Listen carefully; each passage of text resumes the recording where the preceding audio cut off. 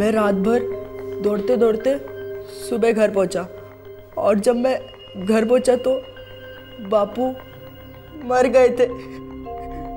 अब सिर्फ मैं और मेरी छोटी बहन बची है। माँ, सुरेश।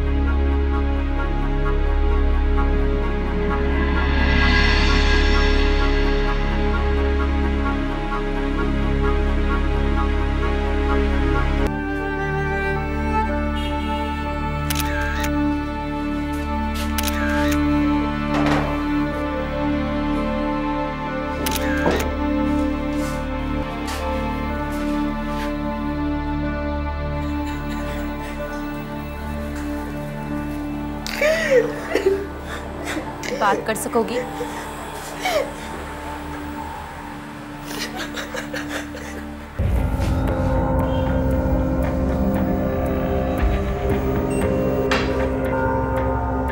कहाँ गई थी?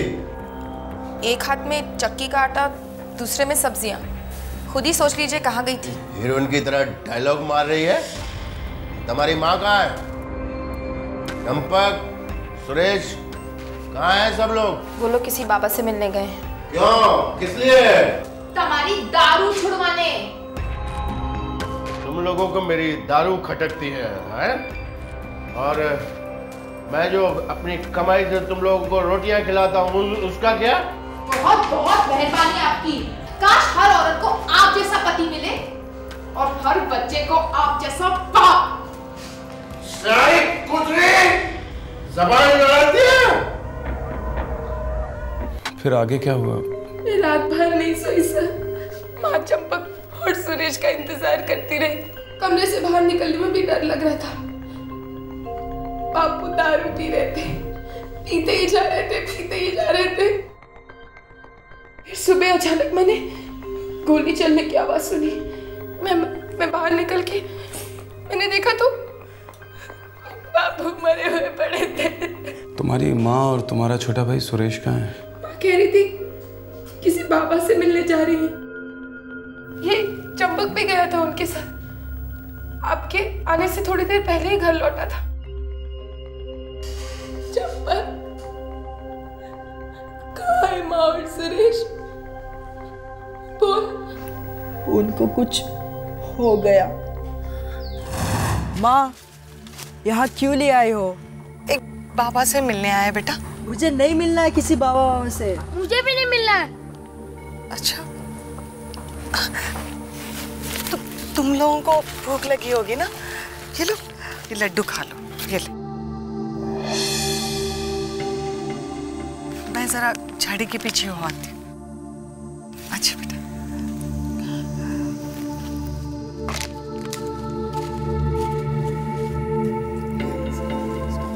तुम नहीं खा रहे लड्डू? मैं बाद में खा लूंगा। माँ ने आज तक कभी बिना बात के लड्डू नहीं खिलाए। तुमको नहीं खाना तो मुझे दे दो। मैंने कहा ना मैं बाद में खा लूंगा।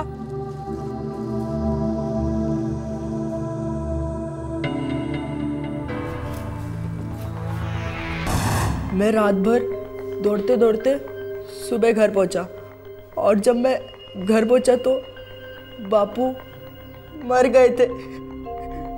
अब सिर्फ मैं और मेरी छोटी बहन बची है। माँ, सुरेश, एक दूसरे से अलग होने की बात, एक दूसरे को मार डालने की बात, हम बच्चों को मार डालने की बात। क्यों? किस लिए? मेरे बापू बहुत दारू पीते, कभी कभी तो सुबह नाश्ते से पहले भी। सर, कुछ मिला? नहीं सर, इस इलाके में दूर दूर तक कोई बाबा नहीं है, और वैसे भी ये इलाका बहुत सुनसान है। और जहर? वो भी दोनों के शरीर में मौजूद है। फिर आप कैसे कह सकते हैं कि सुसाइड का मामला नहीं है? अब बाद में वो खुद जहर खा ली, लेकिन कोई खुद का गला इतनी जोर से कैसे घोंट सकता है? ये काम किसी और का है सर। डॉक्टर, हो सकता है कि गला घोटने की कोशिश पहले कभी की गई हो, निशान पुराने हो। और इन दोनों की मौत एस्फिक्सेशन के कारण हुआ है, गला घोटने के कारण हुआ है, जहर से नहीं। इसका मतलब है कि वो लड़का झूठ बोल रहा है।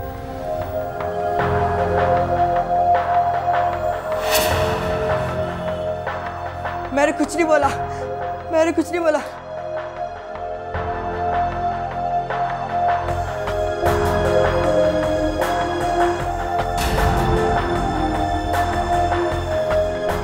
हो सकता है तुम्हारी माँ और तुम्हारे छोटे भाई को तुम्हारे बापू ने मारा हो। क्या? हाँ, और उन्होंने चंपक को भी मारने की कोशिश की हो, लेकिन वो भाग निकला हो, और घर आके तुम्हारे बापू ने अपने आप को गोली मार ली हो। चंपक ने बोला? वो तो कुछ बोलता ही नहीं है। दरअसल ये बात सच भी हो सकती है। कैसे? परसों सुबह ही बापू बोल रहे थे कि हम सब एक साथ जान दे देते हैं ताकि हमेशा के लिए खत्म हो जाए सब कुछ। क्या सब कुछ खत्म हो जाए? बापू का शक। और क्या? कैसा शक? बापू को शक था कि माँ का किसी दूसरे आदमी के साथ चक्कर चल रहा है। शक सही था? पता नहीं बेन, मैं चंपक को घर लेकर जाती हूँ। वो वैसे ही बहुत डरा हुआ है, यहाँ कुछ नहीं बोलेगा। मैं घर जाकर उससे सच्चाई निकलवाने की कोशिश करती हूँ। आइसक्रीम मंगाओ। सर, माँ का किसी के साथ अफेयर था। हो सकता है बाप ने मारा हो, या माँ के प्रेमी ने। लड़का सच जानता है, नजर रखो इसके घर पे, लेकिन अभी कोई अरेस्ट नहीं। ओके। मुझे ये केस उतना भी सीधा नहीं लग रहा।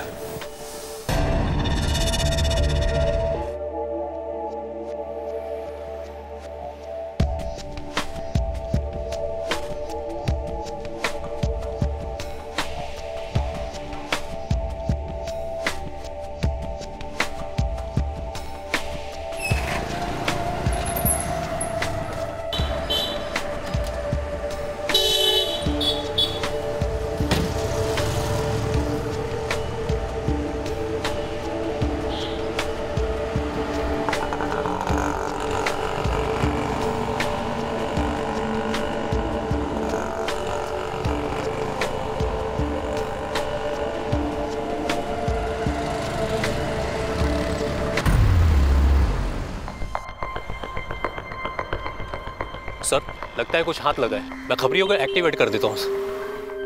उस वैन वाले का नाम मुनीर है साहब। अपना सर्वोदय स्कूल है ना, वहीं ड्राइवर है वो। हिस्ट्री सीटर है? कोई क्रिमिनल रिकॉर्ड तो नहीं है उसका? और कुछ? 1-2 महीनों से अपनी बीवी शहनाज और अपने 2 बच्चों से अलग रहता है साहब। क्यों? और क्या साहब, वही किसी दूसरी के साथ लफड़ा है इस मुनीर का। बीवी बच्चे कहाँ रहते? वो बफीरा नगर की बस्ती है ना साहब, उधर पानी का नल है, वहीं से रहती है साहब।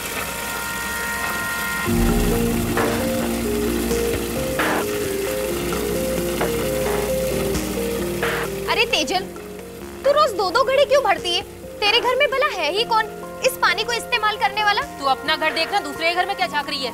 झांकना तो तेरे मर्द की फितरत है, तभी तो दूसरी औरतों के घर में झांकता रहता है। क्यों? इसीलिए बच्चे नहीं हुए ना तेरे? मुंह बंद कर, वरना एक घड़ा उठा के तेरे सर में दूंगी। अरे जा, बहुत देखी है तेरे जैसी। हिम्मत है, हाथ तो लगा के दिखा। हिम्मत तो बहुत है, अभी दिखाऊं फिर। अरे झगड़ा करना है तो कहीं और जाके करो, पानी चला जाएगा।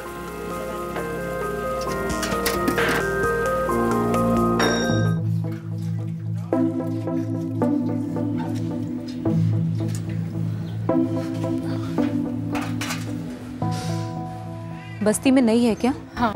जितने मुंह होंगे ना उतनी ही बातें होंगी, इसलिए चुपचाप निकल जाने का। किसी की सुनने की जरूरत नहीं है। क्या करूं, अपनी तो सारी किस्मत ही ऐसी है। क्या हुआ है? तेरा मर्द किसी के साथ चला गया है क्या? मर्दों की तो चाहती ऐसी होती है। उस डायन ने जादू रचा रखा है उसके ऊपर। उसके चक्कर में मुझे घर से निकाल दिया, उसे लेके रह रहा है। पगली है तू, तुझे घर नहीं छोड़ना चाहिए था। अरे मेरा मर्द तो खुद कुत्ता है, मैंने तो लात मार के घर से निकाल दिया उसे। दूसरी औरत उसकी माँ की उम्र की है। शर्म नहीं है हरामी को। और मेरा मर्द, उसकी रखेल तो उसकी बेटी की उम्र की है।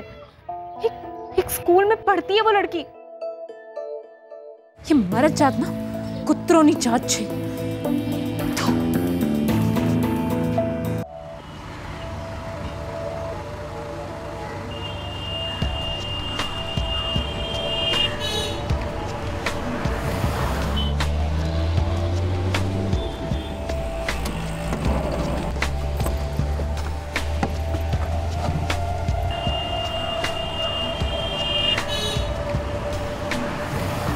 मतलब मुनीर का चक्कर रंभी के साथ नहीं, उसकी बेटी ज्योति के साथ चल रहा है। सर स्कूल की दूसरी लड़की भी तो हो सकती है। उसका पता मैं लगाऊंगी सर। मुनीर की पत्नी के साथ अच्छी दोस्ती हो गई है मेरी। क्या हुआ तेरे आदमी का? आज मेरा आदमी आया था मेरे पास, साला गिड़गिड़ा रहा था। क्या बोल रहा था? बोलेगा क्या?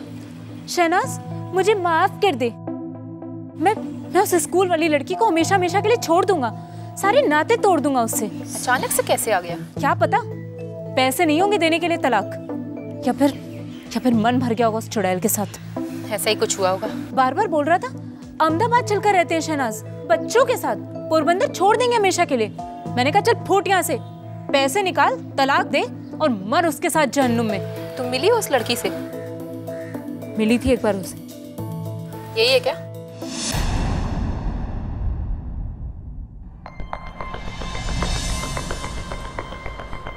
कौन हो तुम? पुलिस।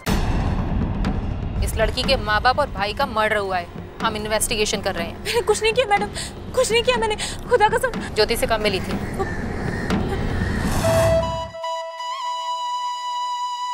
तुमसे नहीं होगा, मैं खुद पहनती हूँ।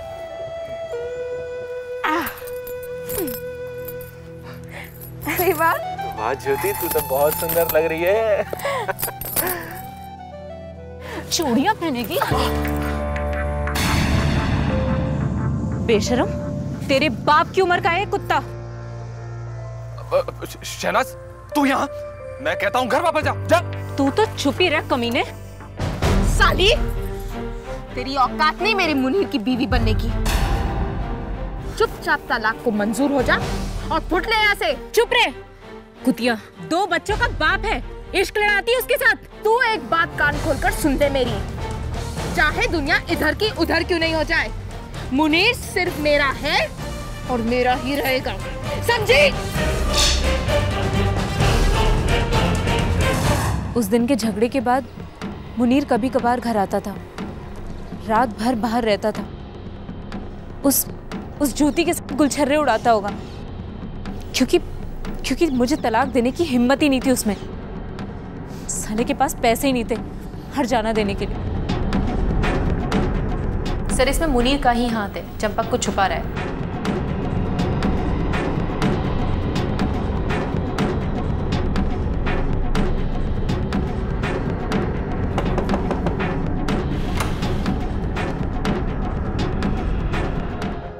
ज्योति दीदी घर पर नहीं है।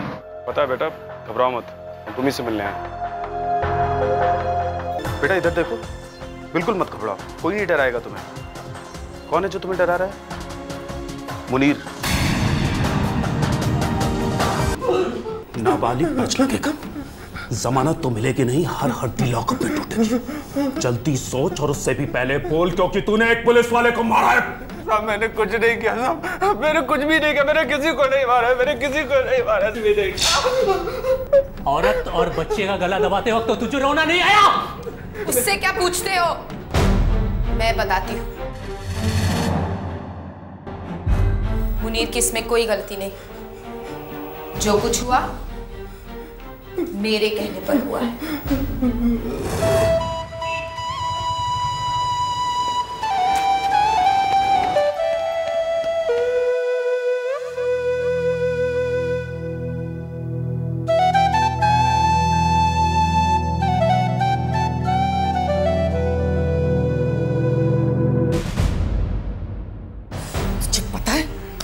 क्या कर रही है? हाँ? मेरा कुछ नहीं चल रहा किसी के साथ। मुझे बेवकूफ मत बना, मैं तेरी माँ हूँ। माँ सब समझती हूँ, तेरे ये नखरे। रोज रात को आपकी समझदारी देखती हूँ बापू के घर आने के बाद। शर्मी नहीं, बदतमीज हो गई है तू। तेरी जुबान गंदी हो गई है। तो क्या करूं? हाँ, बचपन से इन आंखों और कानों ने सिर्फ आपको और बापू को लड़ते हुए, झगड़ते हुए, गाली गलौज करते हुए ही देखा है। हो गई जबान ऐसी। तेरे बापू को आने दे, तेरे बापू ही ठीक करेंगे। हम दोनों एक दूसरे को भूल जाते हैं ज्योति।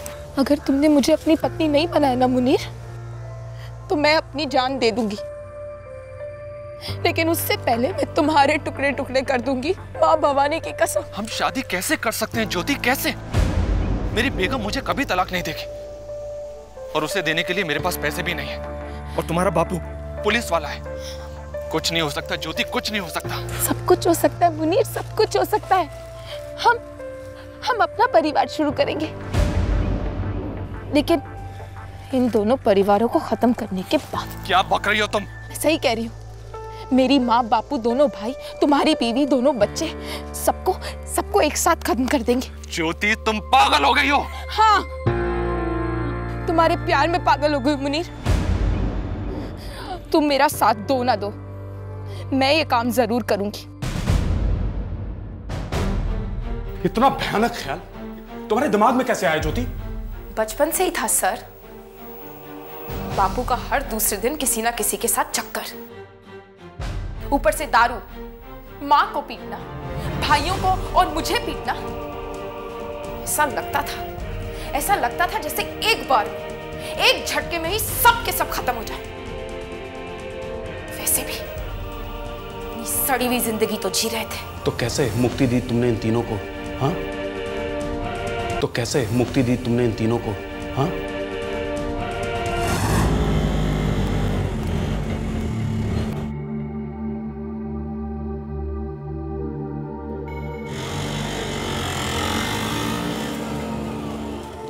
और कितनी दूर है ये तेरा साधु बाबा? हाँ, अगर तेरे बापू घर पहुंच गए ना और उनको गरम गरम रोटियां नहीं मिली तो वो फिर हंगामा कर देंगे। चल घर चलते हैं। बस माँ, थोड़ी दूर और।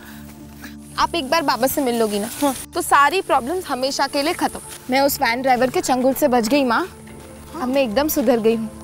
सब बाबा की कृपा है। वो सब तो ठीक है, लेकिन कहाँ है तेरा वो साधु बाबा? वो रहे। माँ, तुम जाओ, बिल्कुल मत घबराओ, सब ठीक हो जाएगा। हाँ, जाओ।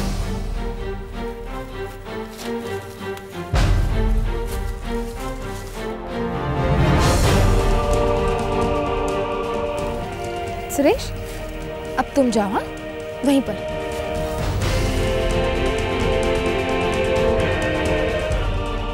ज्योति बहन, वहाँ उन झाड़ियों के पीछे क्या हो रहा है? बाबा सब पर लगी बुरी नजर उतार रहे हैं चंपक। देखो, बाबा इशारा कर रहे हैं। अब तुम्हारी बारी। जाओ जाओ।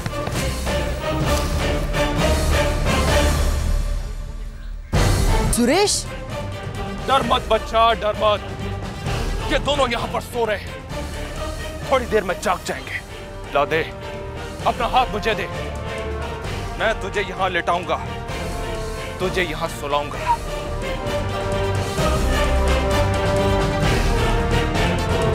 मुनीर, तुम? ज्योति बहन, ये बाबा नहीं मुनीर है। चंपक, चुपचाप वहां जाकर लेट जाओ। ज्योति बहन, माँ और सुरेश को कुछ किया है इसने। सुना नहीं तुमने मैंने क्या कहा? हमें यहाँ से जल्दी निकलना चाहिए। तेरा भाई तेरे बाबू तक पहुंचना नहीं चाहिए।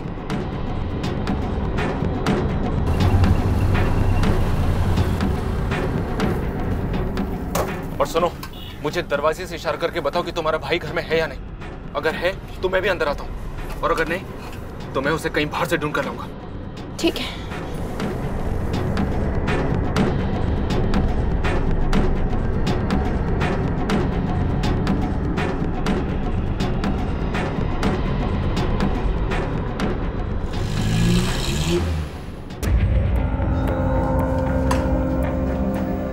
कहाँ गई थी? एक हाथ में चक्की का आटा, दूसरे में सब्जियां।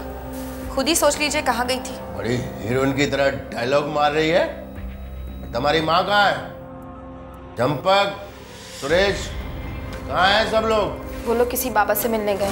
मैं रात भर सो नहीं पाई। सोच रही थी अगर चंपक आ गया तो सब गड़बड़ हो जाएगी। सुबह होने लगी, चंपक लौटा नहीं था और मेरा सबसे बड़ा काम बाकी था। फिर सुबह चंपक आया? हाँ सर, मैंने चंपक से कहा कि अगर उसने होशियारी की तो मुनीर के दोस्त उसकी खाल खींचकर उसे मार डालेंगे। लेकिन प्लान तो मुनीर की बीवी, बच्चों और चंपक को भी मारने का था ना ज्योति? पूरा नहीं हो पाया सर। पकड़े जो गए।